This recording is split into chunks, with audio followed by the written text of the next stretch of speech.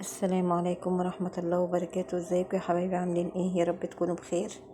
النهاردة بقى الواد قال لي يا ماما انا نازل اجيب شاورمة فراخ، فقلت له طب ليه وانا ما عملهالكش في البيت ليه؟ كان عندي كيلو بانيه في قلب الفريزر فطلعته وقطعته زي ما انتوا شايفين كده، قطعته مكعبات شرايح كده رفيعة، ورحت محضرة فلفل، كان عندي الوان فلفل وبصل وفلفل الوان، وطبعا ايه هنا بقى التوابل اللي انت بتحبيها حطيها، وهنا فصين توم،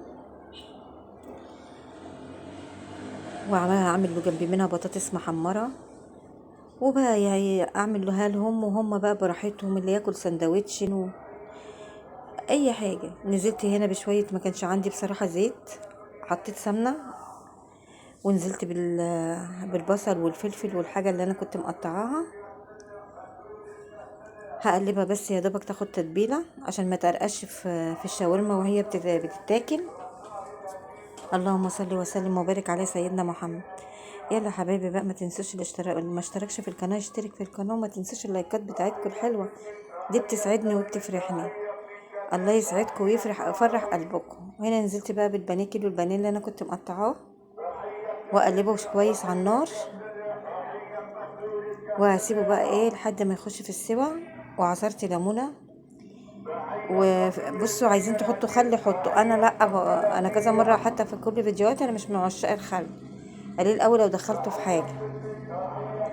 هو في ناس هما بيحطوا لها خل، انا ما حطيتش خل، حطيت ايه ليمونه، وكنت غسلها طبعا، انتوا عارفين بتغسل طب الليمون وكده.